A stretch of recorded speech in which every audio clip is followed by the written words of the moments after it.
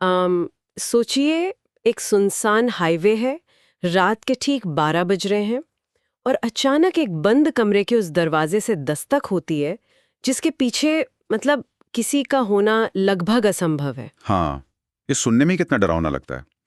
आम इंसानी इंस्टिंक्ट तो यही कहेगा ना कि भाई वहां से भाग जाओ, दरवाजा तो बिल्कुल मत खोलना। बिल्कुल, लेकिन क्या हो अगर उस दरवाजे के पीछे से आने वाली आवाज किसी भूत या भयानक जानवर की ना हो, बल्कि एक रोती हुई, मदद मांगती असहाय औरत की हो? ओह, तब तो पूरी स्थिति ही बदल जाती है। दिमाग बिल्कुल अलग तरह से काम करने लगता है। सही कहा। तो आज की इस गहन चर्चा में हम the permanent resident of room 307 नाम की एक बहुत ही रोचक स्क्रिप्ट पर बात कर रहे हैं, और इस चर्चा का हमारा मकसद ये समझना है कि कैसे हमारी सहानुभूति यानी हमारी एम्पैथी ही हमारा सबसे बड़ा दुश्मन बन सकती है। यह विषय वैसे मनोविज्ञान के नजरिए से बेहद दिलचस्प है। देखिए, इस स्क्रिप्ट की खूबसूरती इस बात में है कि ये भूत प्रेत के उन पुराने धर्मों पर नहीं चलती। हाँ, मतलब इसमें कोई सीधा हमला नहीं होता। एग्जैक्टली यहाँ डर बाहर से आक्रमण नहीं करता, बल्कि वो इंसान के अंदर मौजूद सबसे पवित्र भावनाओं को ही अपना हथियार बनाता है। ये एक तरह का मनोवैज्ञानिक परीक्षण है। तो चलिए इस परीक्षण के शुरुआती माहौल को समझते हैं। हमारा मुख्य किरदार है जेसन, एक 28 साल का यात्री जो एक लंबे थका देने वाले सफर के बाद एक पुराने मोटेल पर उतरता है। और वहां का माहौल भी तो कितना अजीब है। तेज बारिश, झिलमिलाता नियॉन साइन। हाँ, और जेसन जब उस मोटेल की बिल्डिंग को देखता है ना, तो उसके अंदर एक अजीब सी बेचैनी होती है। दिमाग में एक अलार्म बजता है कि हाँ, कुछ ठीक नहीं है, लेकिन वो उस अलार्म को नजरअंदाज कर देता है। यहाँ लोग अक्सर सोचते हैं कि उसने ऐसा क्यों किया। वही मैं सोच रही थी। जब इंसानी दिमाग खतरे को पहचान सकता है, तो वो उस संकेत को अनसुना क्यों करता है? इसका सबसे बड़ा कारण है उसकी एक्सट्रीम थकान। जब कोई पूरी तरह एग्जॉस्ट हो जाता है तो उसके दिमाग का कॉग्निटिव लोड अपनी आखिरी सीमा पर पहुंच जाता है। अच्छा, मतलब दिमाग नए संकेतों को प्रोसेस नहीं कर पाता। बिल्कुल। दिमाग का वो हिस्सा जो खतरे को समझता है, जिसे अमिगडाला कहते हैं, वो ठीक से काम ही नहीं करता। थके हुए दिमाग के लिए नए खतरों का विश्लेषण करना एक बोझ बन जाता है। उसको बस आराम चाहिए होता है। तो जेसन की वो गट फीलिंग बेचारी दब कर रह गई, और यही आराम की तलाश उसे लॉबी में ले जाती है। एकदम शांत और बेजान सी लॉबी। और वहां वो मैनेजर मिलता है। हाँ, वो 7 साल का मैनेजर जिसके चेहरे पर कोई भाव ही नहीं है। वो जेसन को एक चाबी देता है और कहता है, रूम 307। उस मैनेजर का घूरना भी कितना अजीब था। बहुत अजीब। जेसन हिचकिचाते हुए पूछता भी है कि क्या कुछ गलत है। तब मैनेजर एक बेहद सटीक पर अधूरी चेतावनी देता है। वो कहता है, आज रात चाहे जो भी हो, आधी रात के बाद बाथरूम का दरवाजा मत खोलना। ये लाइन अपने आप में एक बहुत बड़ा ट्रैप है। मुझे भी यही लगता है। ये सुनकर मुझे मनोविज्ञान का वो लाल बटन वाला उदाहरण याद आता है। अगर आपसे कहा जाए कि ये एक लाल बटन है, इसको मत दबाना, तो दिमाग सिर्फ उसी पर फोकस करता है। हाँ, इसे रिएक्टेंस कहते हैं। दिमाग पर पाबंदी लगते ही वो उसे तोड़ने के लिए आतुर हो जाता है। अगर मैनेजर कुछ ना कहता तो जेसन शायद सीधा सो जाता, पर अब उसके दिमाग में एक वायरस घुस गया था। देखिए, यहाँ मैनेजर का जो रोल है ना, वो दरअसल एक गेटकीपर का है। पर सबसे हैरान करने वाली बात यह है कि उसने खतरे का नाम ही नहीं लिया। सही कहा, उसने बस समय और जगह बता दी, आधी रात और बाथरूम का दरवाजा। बिल्कुल। इसने जेसन के दिमाग में एक साइकोलॉजिकल टिकिंग क्लॉक शुरू कर दी।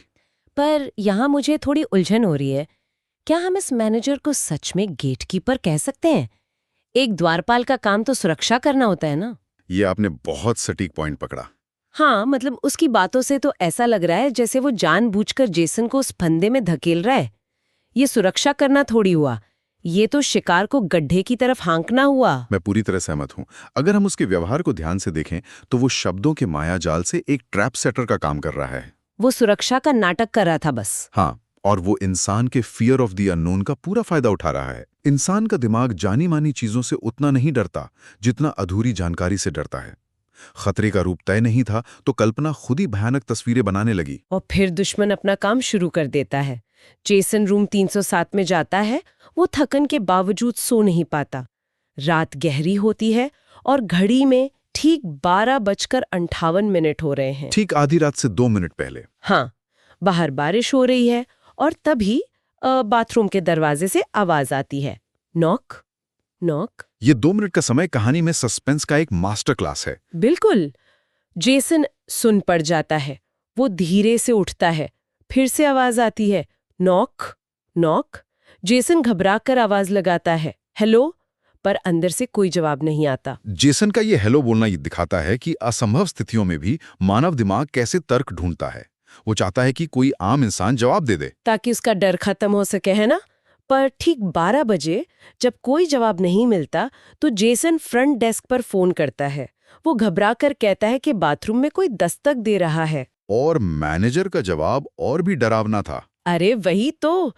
मैनेजर फुसफुसाते हुए कहता है, इसे आंसर मत करो, और लाइन कट जाती है।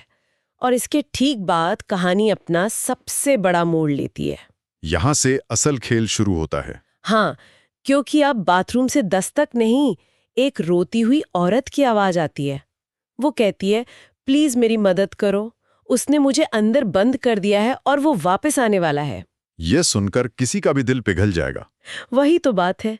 यहाँ आकर मैं सोच में पड़ जाती हूँ। हॉरर फिल्मों में जब किरदार दरवाजा खोलते हैं तो हम कहते हैं बेवकूफ है, लेकिन यहाँ दिमाग में एक टकराव पैदा हो जाता है। जान बचानी है या उस औरत को?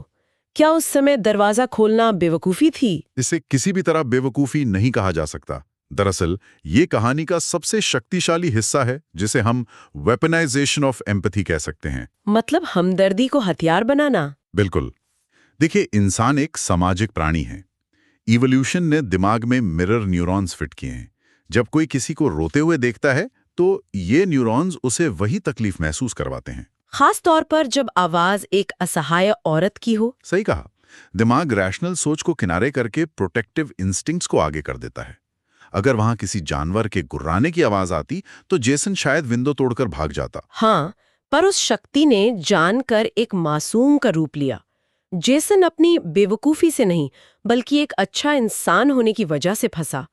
ये तो सच में दिल दहला देने वाली बात है। उस शक्ति को पता था कि अगर वो डराएगी तो शिकार भाग जाएगा, पर असाया दिखेगी तो शिकार खुद चलकर आएगा। और यही होता है।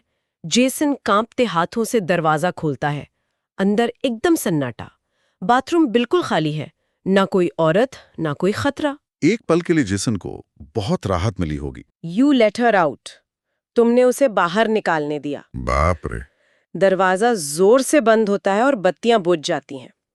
मुझे तो ये बिल्कुल उस रबर बैंड की तरह लगता है जिसे पहले पूरा ढीला छोड़ दिया जाए और फिर अचानक से खींचा जाए। ये उदाहरण बिल्कुल ठीक बैठता है ना? जेसन को वो खाली बाथरूम दिखाकर राहत दी गई ताकि उसका दिमाग चौकसी छोड़ दे। हाँ, और इसे मनोविज्ञान में कॉग्निटिव विप्लाश कहते हैं। जब राहत मिलती है तो डिफेंस सिस्टम बंद हो जाता है, और जब असली खतरा सामने आता है तो दिमाग उसे प्रोसेस ही नहीं कर पाता। डर का असर कई गुना बढ़ जाता है। और वो शीशे पर संदेश, यू लेट हर आउट, इसने तो और गिल्टी फील करवा दिया होगा। बिल्कुल। ये संदेश मोहर लगाता है कि जेसन ने अनजाने में कुछ नहीं किया। उसने अपनी मर्जी से दरवाजा खोला। उस शक्ति ने उसको एक एक्टिव पार्टिसिपेंट बना दिया। और उस अपराध बोध के साथ मौत की सजा भी शुरू हो जाती है। अंधेरे बाथरूम में जेसन फंसा है। वो चिल्लाता है और तभी उसके ठीक पीछे से गीली सांसें आती हैं। और जब वो मुड़ता है, हाँ, जब वो मुड़ता है तो देखता है कि बाथटब में एक औरत खड़ी है। उसकी चमड़ी सफेद है, सर अजीब तरीके से झुका है और चेहरे पर एक असंभव मुस्कुराहट है। और वो कहती है, नाउ यू स्टे, अब तुम यहीं रहोगे। इन 3 शब्दों ने पूरी तरह हिलाकर रख दिया। हाँ, क्योंकि इससे समझ आता है कि ये कोई आम भूतिया हमला नहीं था। नहीं, ये बिल्कुल भी आम नहीं था। ये शब्द इस कहानी के सबसे भयानक नियम को दर्शाते हैं।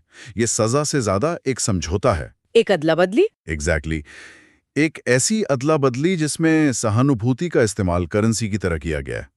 उस आत्मा ने अपनी आजादी के लिए जेसन की अच्छाई की कीमत वसूली। ओह, मतलब उस कमरे का श्राप उस बंद आत्मा में नहीं, बल्कि उस कमरे की प्रथा में है। हाँ, जो भी वहां बंद होगा उसे अपनी आजादी के लिए किसी और भले इंसान को फंसाकर उसकी जगह लेनी होगी। जेसन अब वहां का नया परमानेंट रेजिडेंट बन गया है। लेकिन कहानियां खत्म नहीं होती। अगली सुबह सब कुछ आम लगता है। मोटल की लॉबी शांत है। वही भावहीन मैनेजर काउंटर के पीछे खड़ा है। एक नया यात्री आता है और मैनेजर उसे वही रूम 307 की चाबी दे देता है। ये सीन बहुत डिस्टर्बिंग है। बहुत। और उसके बाद मैनेजर अपने रजिस्टर में जेसन के नाम के आगे गीली स्याही से लिखता है, checked in, never checked out. ये पढ़कर तो ऐसा लगता है कि असली विलन वो आत्मा थी ही नहीं। तो आपके हिसाब से असली विलन कौन है? मुझे तो लगता है असली विलन ये पूरा मोटेल, ये मैनेजर और ये सिस्टम है। आपने कहानी के सबसे गहरे बिंदु को छू लिया है। इसे हम ब्यूरोक्रेसी ऑफ हॉरर यानी डर की नौकरशाही कह सकते हैं। डर की नौकरशाही, ये टर्म बिल्कुल सही है। जब अत्याचार एक सामान्य काम बन जाता है ना, तो वो सबसे घातक होता है। मैनेजर के लिए जेसन की जान जाना सिर्फ एक रूटीन पेपर वर्क है जिसे उसे रोज भरना होता है। उस गीली स्याही का मतलब ही यही है कि ये सिलसिला अभी रुका नहीं है। सही पकड़ा आपने। इंसान की अच्छाई, उसकी सहानुभूति, ये सब बस एक सिस्टम को चलाने का ईंधन बन चुके हैं। जब डर एक आम दिनचर्या बन जाता है तब वो सबसे ताकतवर हो जाता है। रोंगटे खड़े हो जाते हैं ये सोचकर। एक इंसान जो सिर्फ मदद करना चाहता था, वो एक रजिस्टर में अधूरी एंट्री बनकर रह गया। आज की इस चर्चा से ये तो साफ हो गया कि ये कहानी सिर्फ बारिश और अंधेरे का इस्तेमाल नहीं करती, बल्कि मानव मन की सबसे पवित्र भावना को दुश्मन बना देती है। सही मायने में ये हमारी इंसानियत के सामने एक चुनौती है। हमें ये सोचने पर मजबूर करती है कि क्या हर पुकार सच में मदद के लिए होती है। हाँ, और कभी-कभी इंसान की सबसे बड़ी ताकत ही उसकी सबसे बड़ी कमजोरी साबित हो सकती है। और इस गहन अन्वेषण को खत्म करते हुए मेरे दिमाग में सुनने वालों के लिए एक बहुत ही विचारणीय सवाल आ रहा है। वो क्या? देखिए, कहानी के अंत में जेसन तो बाथरूम का नया कैदी बन गया, पर दरवाजे पर लिखा था यू लेट हर आउट। तो सवाल ये है कि वो आजाद हुई भयानक शक्ति अब कहाँ गई? ये सोचकर ही डर लगता है। उसने उस मोटेल से निकलकर उस हाईवे के रास्ते हमारी इस खुली दुनिया में कदम रख दिया है। जेसन की हमदर्दी ने अनजाने में उसे आजाद कर दिया। तो अब इस आजाद शक्ति का अगला शिकार कौन होगा? कोई भी बोला इंसान हो सकता है। बिल्कुल, इंसानियत की बेड़ियों में फंसा किसका भोलापन उसका नया फंदा बनेगा। अगली बार बारिश और अंधेरे में जब कोई मदद मांगे तो इस पर विचार जरूर करना चाहिए कि हर रोते हुए चेहरे के पीछे मासूमियत नहीं होती। खैर, आज की चर्चा यहीं समाप्त करते हैं। जल्द ही मिलेंगे एक नए और दिलचस्प विश्लेषण के